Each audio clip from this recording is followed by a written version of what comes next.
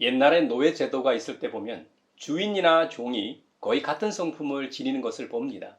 주인이 남을 배려하고 아량이 넓고 돕는 사람이면 그 집 종도 너그러운 태도와 말을 합니다. 하지만 주인이 욕심이 많고 남의 것도 힘을 써서 뺏는 사람이라면 그 집 종도 주인의 힘을 등에 업고 사납게 말하고 행동하며 중간에서 착복하기도 합니다. 그리스도인의 주인은 누구십니까? 그분은 어떤 성품을 지니셨습니까? 우리가 그리스도인이 맞다면 우리는 우리의 주인인 주님의 성품을 닮아 주님처럼 말하고 행동하고 있는지요? 잘 아시는 대로 우리의 영적인 아버지이신 하나님께서는 하나밖에 없는 아드님을 우리 대신에 내어주실 만큼 사랑하셨습니다.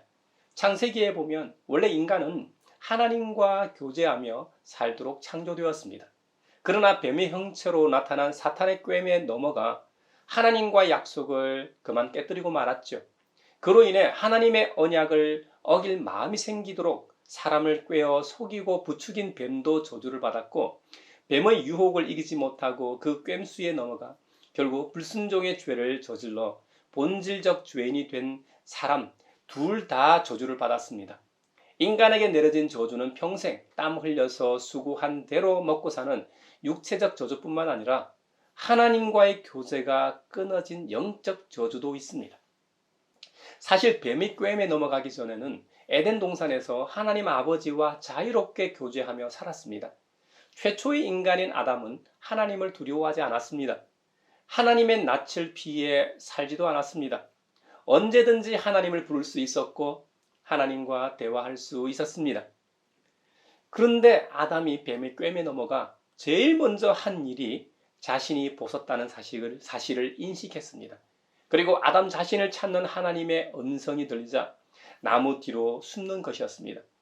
예전 같았으면 자신을 찾는 하나님의 목소리가 들렸을 때 네 하나님, 제가 여기 있습니다 하고 대답했을 겁니다. 그런데 자신의 벗음과 약속을 깬 두려움 때문에 대답하지 못하고 숨었습니다. 우리 세상사에서도 보면 뭔가 잘못을 한 사람은 편안하지 못합니다. 우리 속담에 도둑이 제발 저린다고 하지요.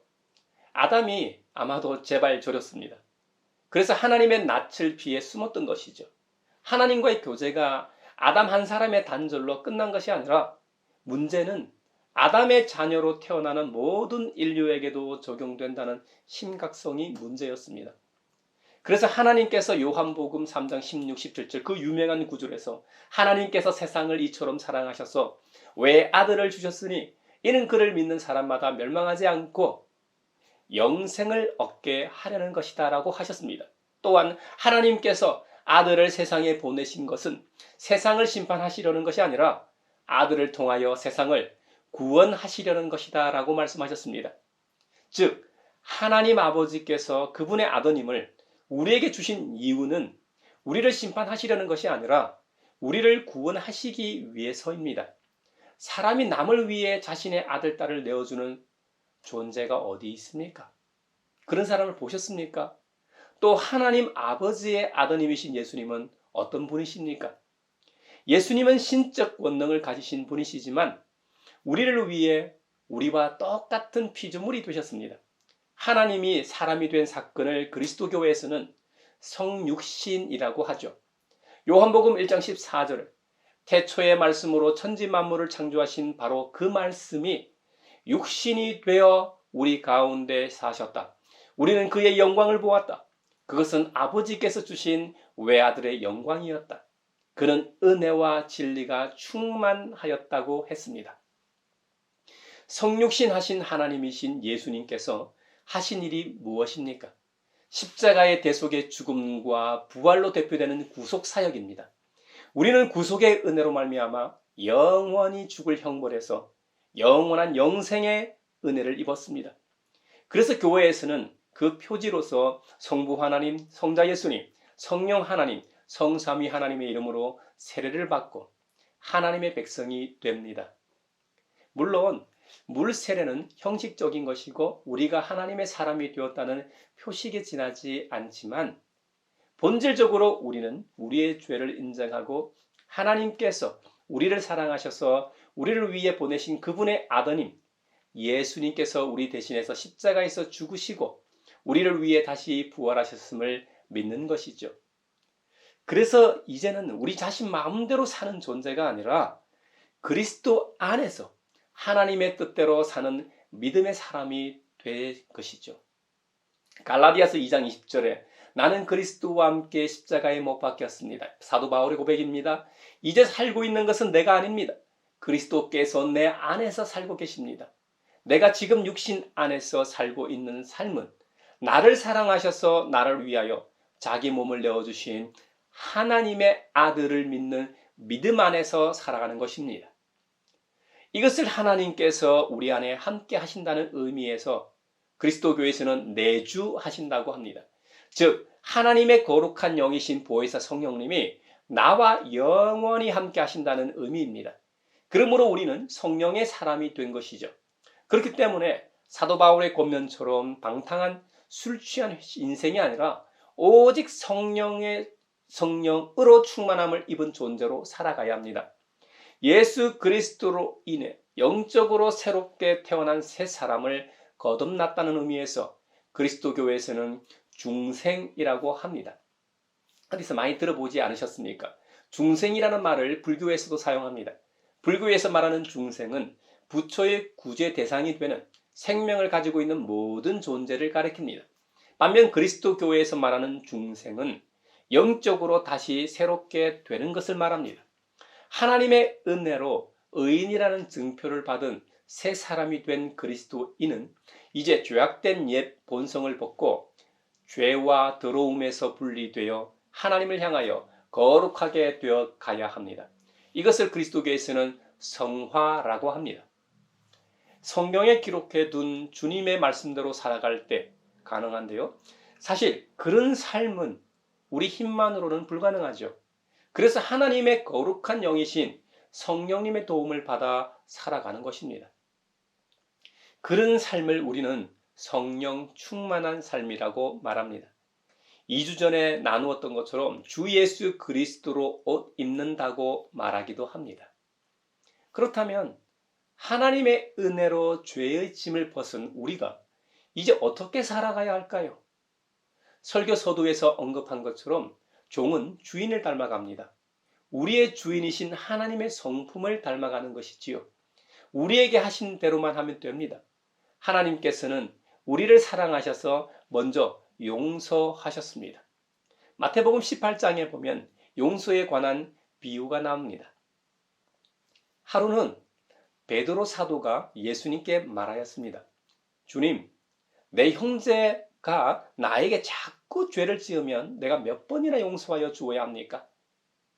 한 7번까지 하여야 합니까? 베드로가 용서의 횟수를 7번으로 말하는 이유는 당시 랍비의 교훈에 의하면 3번 용서하면 되었기 때문입니다. 유명한 랍비들이 했던 말을 인용하면 랍비 요셉 벤 하니나는 말하길 자기 이웃에게 용서를 구하되 3번이 넘어서는 안 된다라고 했습니다.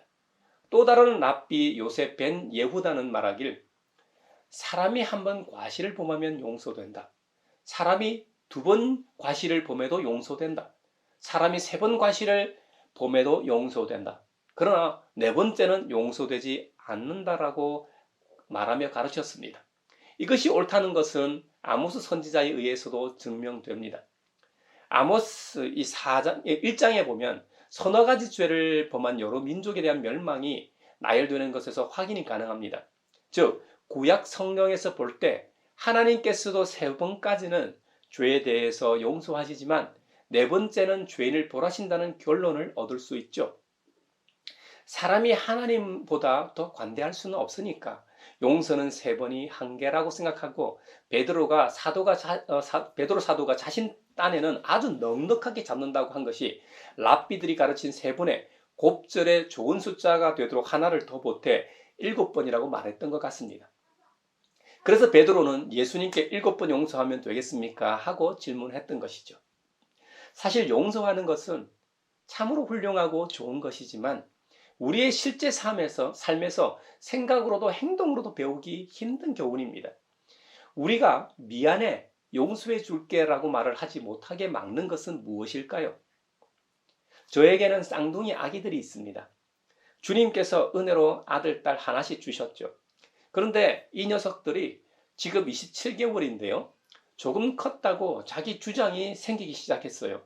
그래서 쌍둥이 중 다른 녀석이 자기가 가지고 놀고 있는 이 장난감을 가져가거나 달라고 했을 때 주지 않으면 상대방을 밀치거나 때리기까지 합니다. 그러면 장난감을 뺏기거나 울게 되겠죠. 그러면 부모로서 바로 제지하고 원인 제공을 한 아기에게 미안해 라고 말하라고 하면 바로 따라서 미안해 하고 말합니다. 그러니 다른 아기에게 괜찮아 다음부터 하지 마 라고 말하라고 하면 그 아기 역시 괜찮아 다음부터 하지 마 하고 말합니다. 그런데 우리가 살아가는 세상사에서 성인된 우리가 미안해 괜찮아 용서해 줄게 다음부터 하지 마 하고 말하지 못하는 이유는 아마도 우리가 어린아이 같지 않기 때문입니다. 우리 예수님께서는 분명 어린아이와 같은 사람이 하늘나라에서 가장 큰 사람이라고 말씀하셨습니다. 하나님의 나라는 어린아이와 같은 사람들의 것이라고 하셨습니다. 우리가 죽어서 가는 천국뿐만 아니라 우리가 살아가고 있는 지금 여기에서 천국을 경험하지 못하는 이유는 우리가 어린아이 같은 순수성을 잃어버렸기 때문입니다. 어린아이 같은 순수성을 되찾기는 쉽지 않죠.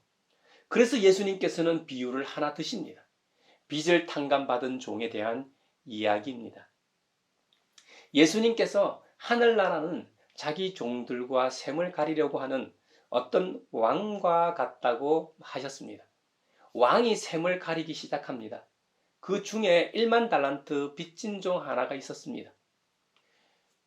그 차례가 되어 왕 앞에 끌려왔습니다. 그런데 그는 1만 달란트 빚을 갚을 돈이 없었습니다. 주인은 그 종에게 자신과 그 아내와 자녀들과 그 밖에 그가 가진 것을 모두 팔아서 갚으라고 명령하였습니다. 그랬더니 아무것도 가진 것이 없고 능력도 없는 그 종이 그 앞에 무릎을 꿇고 참아주십시오. 다 갚겠습니다 하고 애원하였습니다. 이에 주인은 그 종을 가엾게 여겨서 그를 놓아주고 그 빚도 면제해 주었죠. 큰 은혜를 입은 종이 나가다가 자기에게 100데나리온 빚진 동료 하나를 만났습니다. 100데나리온 빚진 동료 멱살을 붙잡고 말합니다. 내게 빚진 것을 갚아라. 그 동료는 엎드려 간청합니다. 참아주게 내가 갚겠네. 그러나 그는 들어주려 하지 않고 가서 그 동료를 감옥에 집어넣고 빚진 돈을 갚을 때까지 갇혀있게 하였다는 것이죠. 다른 종들이 이 모습을 보았습니다. 매우 딱하게 여겼고 가서 주인에게 그 일을 다 일렀습니다. 그래서 주인이 1만 달란트 빚진 종을 다시 불러다 놓고 말합니다. 이 악한 종아, 네가 애원하기에 나는 너에게 그 빚을 다 없애주었건만 너는 내가 너를 불쌍히 여긴 것처럼 너도 내 동료를 불쌍히 여겼어야 할 것이 아니냐. 그러면서 주인이 노하여 그를 똑같이 형무소 관리에게 넘겨주고 빚진 것을 다 갚을 때까지 가두어 두게 하였습니다. 예수님께서 이 비유를 드시면서 마지막으로 말씀하십니다. 너희가 각각 진심으로 자기 형제 자매를 용서해 주지 않으면 나의 하늘 아버지께서도 너희에게 그와 같이 하실 것이다. 우리가 용서한 대로 용서하신다는 말씀이 아닙니다. 하나님께서는 조건 없이 우리를 먼저 용서하셨습니다. 용서받은 존재로서 우리도 동일하게 용서하며 살기를 원하셨을 뿐입니다. 세상의 그 무엇으로도 용서함을 받을 수 없는 존재가 큰 은혜로 용서를 받았는데 자신에게 작은 것을 피해준 이에게 그만 용서하지 못하면 되겠느냐? 그렇다면 너에게 이 엄청난 것을 용서하신 하나님께서 가만히 계시겠느냐는 겁니다. 우리는 하나님의 나라를 소유한 자들입니다. 천국 시민권자로서 하나님 나라에서 살아가는 자들입니다. 우리가 죽어서 가는 천국 말고 이 땅에서 왜 하나님 나라를 경험하지 못하는가? 그것은 앞서 어린아이와 같은 순수성을 잃어버렸기 때문이라고 했습니다. 어린아이와 같은 순수성을 되찾기를 축원합니다. 혹시 여러 상황 때문에 어린아이와 같은 순수성을 찾기 어렵다면 예수님께서 비유로 드신 1만 달란트 빚진 자의 이야기를 기억합시다. 1만 달란트와 100데나리온의 가치를 정확하게 비교하면 확 와닿을 겁니다. 한 데나리온은 당시 노동자나 군인 하루 품삯이었습니다. 그리고 1만 달란트는 명확하게 금, 은을 구별하지 않기 때문에 당시 돈의 단위로 사용된 은으로 간주하고 계산하면 은 한 달란트는 6천 데나리온이었습니다. 데나리온과 달란트의 가치는 6,000배의 차이를 보이는 것이죠. 그렇다면 100데나리온에 비하면 한 달란트는 60배의 가치를 가지고 있고 1만 달란트는 60만 배의 가치를 가지고 있습니다. 그 종 입장에서는 100데나리온이 적은 금액이 아니었을 겁니다. 요즘 노동자 하루 일당이 10만 원이라고 치면 1000만 원이었으니까 용서하기 쉽지 않았을 겁니다. 그리고 자신의 1만 달란트는 이미 용서받았으니까 그 은혜를 까맣게 아마 잊어먹었던 것이죠. 그런데 다시 한번 숫자적으로 그 가치를 비교하면 1만 달란트 빚진 종이 용서하지 못한 금액은 현재의 화폐 가치로 환산하면 1000만 원입니다. 1000만 원. 꽤 큰 금액이죠. 하지만 그 종이 주인으로부터 용서받은 금액은 현재의 화폐 가치로 환산하면 6조 원입니다. 이건 개인으로서는 상상할 수 없는 액수입니다. 이제 더 명확해졌죠.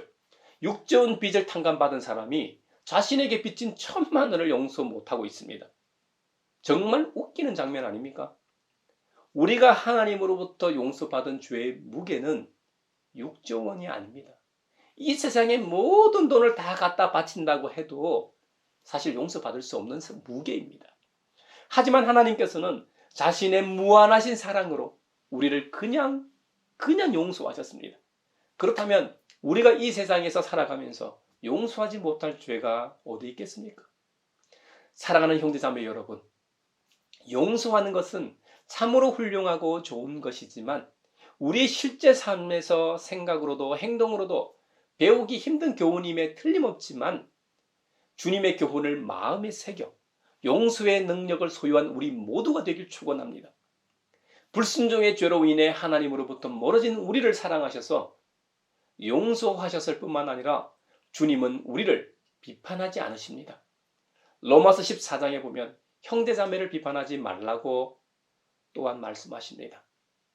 물론 로마서 14장에 나오는 교회 공동체를 중심으로 말씀하시지만 우리는 교회 공동체를 시작으로 가정과 직장, 세상에서 적용해야 하겠습니다. 주님은 사도 바울을 통해 우리에게 말씀하십니다. 여러분은 믿음이 약한 이를 받아들이고 그의 생각을 시비거리로 삼지 마십시오. 바울이 이렇게 말하는 배경에는 초기 그리스도인들이 민족 출신이 서로 다른 사람들 사이에서 세운 벽을 무너뜨리려고 애쓰고 있음을 봅니다.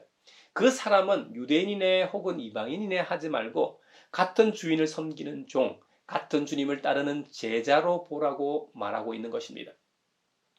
바울이 이렇게 말하는 근거는 믿음으로 말미암은 칭의 교리가 미치는 직접적인 결과입니다. 칭의는 하나님께서 우리를 죄인이 아니라 의롭다고 선언하시는 것입니다.